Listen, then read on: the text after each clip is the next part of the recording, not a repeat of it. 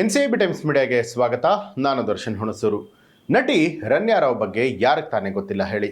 ದೇಶದ್ರೋಹಿ ಕೆಲಸವನ್ನ ಮಾಡಿಕೊಂಡು ಇತ್ತೀಚೆಗೆ ಸುದ್ದಿಯಲ್ಲಿ ಇದ್ದಂಥವರು. ಈಕೆ ನಟಿ ಗೋಲ್ಡ್ ಸ್ಮಗ್ಲಿಂಗ್ ಕೇಸ್ಗೆ ಇಳಿದು ಲಕ್ಷಗಟ್ಟಲೆ ಕೋಟಿಗಟ್ಟಲೆ ಬೆಲೆ ಬಾಳುವಂತಹ ಬಂಗಾರದ ಗಟ್ಟಿಗಳನ್ನು ಭಾರತಕ್ಕೆ ಅಕ್ರಮವಾಗಿ ತೆಗೆದುಕೊಂಡು ಬಂದು ಈಗ ಜೈಲಿನಲ್ಲಿ ಮುದ್ದೆ ಮುರಿತಿದ್ದಾರೆ. ಈ ವೇಳೆ ಒಂದು ಮಾತು ಕೂಡ ಕೇಳಿ ಬಂದಿರುವಂಥದ್ದು, ರನ್ಯಾ ರಾವ್ ಅವರ ಅಪ್ಪ IPS ಅಧಿಕಾರಿಯಂತೆ, ಆದರೆ ಮಗಳನ್ನ ಯಾಕೆ ಈ ರೀತಿಯಾಗಿ ಬೆಳೆಸಿದ್ರು ಅನ್ನುವಂಥ ಪ್ರಶ್ನೆ ಕೂಡ ಕಾಡಿತ್ತು. ಅದರ ಜೊತೆಗೆ ಮಗಳಿಗೆ ಅವರು ಸರಿಯಾಗಿ ಬುದ್ಧಿಯನ್ನ ಕಲಿಸಿಲ್ವಾ, ಯಾಕೆ ಆಕೆ ಕೆಟ್ಟ ದಾರಿಯನ್ನ ಹಿಡಿದ್ಲು, ನಟನೆ ವೃತ್ತಿಯನ್ನ ಬಿಟ್ಟು ಮಗಳು ಯಾಕೆ ಇದನ್ನೆಲ್ಲ ಮಾಡ್ತಿದ್ದಾಳೆ, ಈ ಬಗ್ಗೆ ಸಾಕಷ್ಟು ತಂದೆ ಕೂಡ ಕಿಂಚಿತ್ತಾದರೂ ತಿಳಿದಿರಬೇಕಾಗಿತ್ತು ಅನ್ನುವಂಥ ಮಾತುಗಳನ್ನು ಎಲ್ಲರೂ ಆಡ್ತಾ ಇದ್ರು. ಅಷ್ಟಕ್ಕೂ ನಾವ್ಯಾಕೆ ರನ್ಯಾ ರಾವ್ ಬಗ್ಗೆ ಹೇಳ್ತಿದ್ದೀವಿ ಅಂತೀರಾ? ಅವರು ಯಾರು, ಮಾಡಿದ್ದಾದ್ರೂ ಏನು, ಅವರ ತಂದೆಯ ಬಗ್ಗೆ ಕಂಪ್ಲೀಟ್ ಆಗಿರುವಂತಹ ಸ್ಟೋರಿ ಇಲ್ಲಿದೆ ನೋಡಿ. ಗೋಲ್ಡ್ ಸ್ಮಗ್ಲರ್ ನಟಿ ರನ್ಯಾ ತಂದೆ ಎಡಬಟ್ಟು. ಕಚೇರಿಯಲ್ಲೇ ರನ್ಯಾ ರಾವ್ ತಂದೆ ರಾಸಲೀಲೆ. ಹೌದು, ರನ್ಯಾ ರಾವ್ ತಂದೆ ಹೆಸರು IPS ಅಧಿಕಾರಿಯಾದಂತಹ ರಾಮಚಂದ್ರ ರಾವ್. ಈಗ ಅವರು DGP ಆಗಿ ಕೆಲಸವನ್ನ ಮಾಡ್ತಾ ಇದ್ರು. ಇದೀಗ ಇವರಿಗೆ ಕಳಂಕ ಮೆತ್ಕೊಂಡಿದೆ. ರಾಮಚಂದ್ರ ರಾವ್ ಅವರದ್ದು ಅಂತ ಹೇಳಲಾಗಿರುವಂತಹ ರಾಸಲೀಲೆ ವಿಡಿಯೋಗಳು ವೈರಲ್ ಆಗ್ತಾ ಇದೆ. ಬರೋಬ್ಬರಿ 5 ರಿಂದ 6 ವಿಡಿಯೋಗಳು ಹರಿದಾಡ್ತಾ ಇದ್ದು, 3 ಮಹಿಳೆಯರ ಜೊತೆಯಲ್ಲಿ ಅಸಭ್ಯವಾಗಿ ವರ್ತಿಸಿದ್ದಾರೆ ಅನ್ನುವಂತಹ video ಸಾಕ್ಷಿಗಳಿದೆ.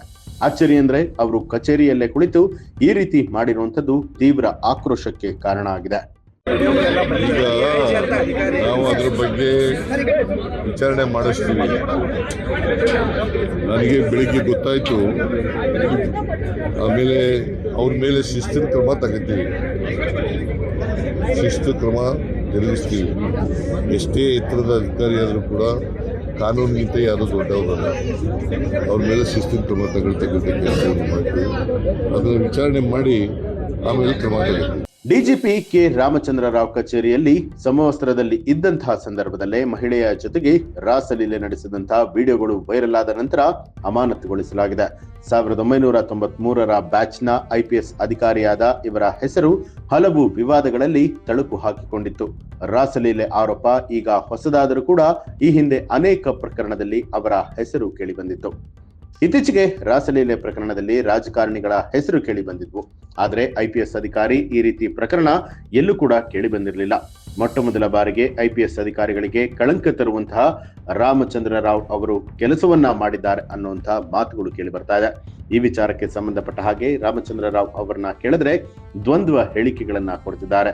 Viral video AI create ಅಂತೆ, ಮತ್ತೊಂದೆಡೆ ಅದು ಹಳೆಯ ವಿಡಿಯೋ ಅಂತಲೂ ಕೂಡ ಹೇಳ್ತಾರೆ. ಹಾಗಾದ್ರೆ ಈ ರಾಸಲೀಲೆಯಲ್ಲಿ ತೊಡಗಿದ್ದು ನಿಜಾನ ಅನ್ನುವಂತ ಅನುಮಾನಗಳು ಸೃಷ್ಟಿಯಾಗ್ತಾ ಇರುವಂತದ್ದು. ಅದು ಹಳೇದಂದ್ರೆ ಈಗ ಅದು 8 ವರ್ಷ ಹಿಂದೆ ಇದ್ದೇನೆ ನಾನು ಅಲ್ಲಿ ಬೆಲ್ಗಾಮಲ್ಲಿ.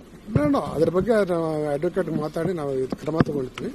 ಇದು ನಮಗೆ ಶಾಕಿಂಗ್, ಇಟ್ಸ್ ಆಲ್ ಫ್ಯಾಬ್ರಿಕೇಟೆಡ್, ಸುಳ್ಳು. ಇದು ಆ ವಿಡಿಯೋ ಎಲ್ಲ ಸುಳ್ಳು ಅಂತ ನಮ್ಗೆ. ನಿಮ್ ಸುಳಿವನ್ನೋದು ಇತ್ತ ಸರ್ ಇದ್ರ ಬಗ್ಗೆ ನಮ್ಗೆ ಏನು ಐಡಿಯಾ ಇಲ್ಲ. ಯಾವಾಗ ಆಗಿರೋದು, ಇದು ಯಾವಾಗ ಮಾಡಿರೋದು ಗೊತ್ತಿಲ್ಲ. ಆಗಿದ್ರೆ ನನಗೆ ಗೊತ್ತಾಗಲ್ಲ. ಇದ್ರ ಬಗ್ಗೆ ತನಿಖೆ ಆಗ್ಬೇಕಂತೀರಾ? ತನಿಖೆ ಆಗ್ಬೇಕು. ಗೃಹ ಸಚಿವರನ್ನ ಭೇಟಿ ಮಾಡಕ್ ಬಂದಿದ್ದೀರಾ ಸರ್? ಏನ್ ಹೇಳಿಕ್ ಬಯಸ್ತೀರಾ ಅವ್ರಿಗೆ? ಇಲ್ಲ, ಈ ತರ ಸುಳ್ಳು ಮಾಹಿತಿ ಹರಿಸ್ತಾ ಇದ್ರು. ಅದೇ ಇದ್ರ ಬಗ್ಗೆ ಡಾಕ್ಟರ್ ಕೆ ರಾಮಚಂದ್ರ ರಾವ್ 1993ರ ಬ್ಯಾಚ್ನ IPS ಅಧಿಕಾರಿ. ಮೂಲತಃ ಆಂಧ್ರಪ್ರದೇಶದ ಗುಂಟೂರಿನವರು. ಆಂಧ್ರದವರಾದರೂ ಕೂಡ ಕರ್ನಾಟಕದ ಕೆಡರ್ ಅಧಿಕಾರಿ ಆಗಿದ್ದರಿಂದ ವೃತ್ತಿಪರ ಜೀವನದ ಬಹುಪಾಲು ಕರ್ನಾಟಕದ ವಿವಿಧ ಭಾಗದಲ್ಲಿ ಸೇವೆಯನ್ನ ಸಲ್ಲಿಸಿದ್ದಾರೆ. 2023ರ ಸೆಪ್ಟೆಂಬರ್ನಲ್ಲಿ DGP ಹುದ್ದೆಗೆ ಬಡ್ತಿಯನ್ನ ಪಡೆದಿರ್ತಾರೆ. DGP ರಾಮಚಂದ್ರ ರಾವ್ ಅವರಿಗೆ 2ನೇ ಮದುವೆ ಕೂಡ ಆಗಿತ್ತು. ಅವರು 2ನೇ ಮದುವೆಯಾದ ಮಹಿಳೆಗೆ ಮೊದಲ ಪತಿಯಿಂದ ಜನಿಸಿದಾಕೆಯೇ ನಟಿ ರನ್ಯಾ ರಾವ್. ಚಿನ್ನ ಸ್ಮಗ್ಲಿಂಗ್ ಪ್ರಕರಣದಲ್ಲಿ ರನ್ಯಾ ರಾವ್ ಸಿಕ್ಕಿಬಿದ್ದಾಗ ರಾಮಚಂದ್ರ ರಾವ್ ಆಕೆಯಿಂದ ಅಂತರವನ್ನ ಕಾಯ್ದುಕೊಂಡಿದ್ರು. ದುಬೈನಿಂದ 14.2 kg ಚಿನ್ನ ಸಾಗಾಣಿಕೆ ಮಾಡಿದ ಆರೋಪದ ಮೇಲೆ ರನ್ಯಾ ರಾವ್ ಅವರನ್ನ ಬಂಧಿಸಿದಾಗ ರಾವ್ ಬಗ್ಗೆಯೂ ಕೂಡ ಆರೋಪಗಳು ಕೇಳಿಬಂದಿತ್ತು. ಬಳಿಕ ಅವರನ್ನ ಕಡ್ಡಾಯ ರಜೆಯಲ್ಲಿ ಕಳುಹಿಸಿಕೊಡಲಾಗಿತ್ತು. ಅದಾದ ನಂತರ 2025ರ ಆಗಸ್ಟ್ನಲ್ಲಿ ಮತ್ತೆ ಕೆಲಸಕ್ಕೆ ಸೇರ್ಕೊಳ್ತಾರೆ. ಮಲಮಗಳ ಚಟುವಟಿಕೆಗಳಿಂದ ದೂರ ಇದ್ದು ಆಕೆಯ ಜೊತೆಗೆ ಇತ್ತೀಚಿನ ದಿನಗಳಲ್ಲಿ ಯಾವುದೇ ಸಂಪರ್ಕವಿಲ್ಲ ಅಂತಲೂ ಕೂಡ ಹೇಳಿದ್ರು. ಮೈಸೂರಿನ ಇಲವಾಲದಲ್ಲಿ 2014ರಲ್ಲಿ ನಡೆದಿದ್ದ ದರೋಡೆ ಪ್ರಕರಣದಲ್ಲಿ ಹಣ ದುರ್ಬಳಕೆ ಮಾಡಿದ್ದ ಆರೋಪ ರಾಮಚಂದ್ರ ರಾವ್ ವಿರುದ್ಧ ಕೇಳಿ ಬಂದಿತ್ತು. ಬಸ್ಸಲ್ಲಿ ಸಾಗಿಸ್ತಾ ಇದ್ದಂತಹ 2 ಕೋಟಿ ರೂಪಾಯಿಗೂ ಹೆಚ್ಚಿನ ಹಣ ದರೋಡೆ ಆಗುತ್ತೆ. ಆಗ ರಾಮಚಂದ್ರ ರಾವ್ ದಕ್ಷಿಣ ವಲಯದ IGP ಆಗಿರ್ತಾರೆ. ದರೋಡೆ ಮಾಡಿದ್ದವರಿಂದ ವಶಕ್ಕೆ ಪಡೆಯಲಾದ ಹಣವನ್ನ ದುರ್ಬಳಕೆ ಮಾಡಿಕೊಂಡಿದ್ದಾರೆ ಅನ್ನುವಂಥ ಆರೋಪ ಕೇಳಿ ಬರುತ್ತೆ. ಇದೇ ಪ್ರಕರಣದಲ್ಲಿ ರಾಮಚಂದ್ರನ ವರ್ಗಾವಣೆ ಕೂಡ ಮಾಡಲಾಗುತ್ತೆ. 2017ರ ನವೆಂಬರ್ 30ರಂದು ಭೀಮಾ ತೀರದ ನಟೋರಿಯಸ್ ಹಂತಕ ಧರ್ಮರಾಜ ಚಡಚಣ ಸಂಶಯಾಸ್ಪದ ಪೊಲೀಸ್ ಎನ್ಕೌಂಟರ್ ಮತ್ತು ಗಂಗಾಧರ ಚಡಚಣ ಸಂಶಯಾಸ್ಪದ ಕೊಲೆ ಪ್ರಕರಣದಲ್ಲಿ ರಾಮಚಂದ್ರ ರಾವ್ ಹೆಸರು ಕೂಡ ಕೇಳಿ ಬಂದಿರುತ್ತೆ. ಒಟ್ಟಾರೆಯಾಗಿ ಮಾರ್ಗದರ್ಶಕರಾಗಬೇಕಾದ IPS ಅಧಿಕಾರಿಗಳೇ ಈ ರೀತಿ ಮಾಡಿದ್ರೆ ಹೇಗೆ ಅನ್ನುವಂತ ಪ್ರಶ್ನೆ ಕಾಡ್ತಾ ಇದೆ. ಈ ಒಂದು ಮಾಹಿತಿಗೆ ಸಂಬಂಧಪಟ್ಟ ಹಾಗೆ ನಿಮ್ಮ ಅನಿಸಿಕೆ ಅಭಿಪ್ರಾಯವನ್ನ ಕಮೆಂಟ್ ಮಾಡಿ. ಹಾಗೆ ನೀವಿನ್ನೂ ಕೂಡ ನಮ್ಮ ಚಾನಲ್ ಅನ್ನ ಸಬ್ಸ್ಕ್ರೈಬ್ ಮಾಡಿಲ್ಲ ಅನ್ನುವಂಥದ್ದಾದ್ರೆ ಈಗಲೇ ಸಬ್ಸ್ಕ್ರೈಬ್ ಮಾಡಿ, ಬೆಲ್ ಐಕಾನ್ ಒತ್ತಿ.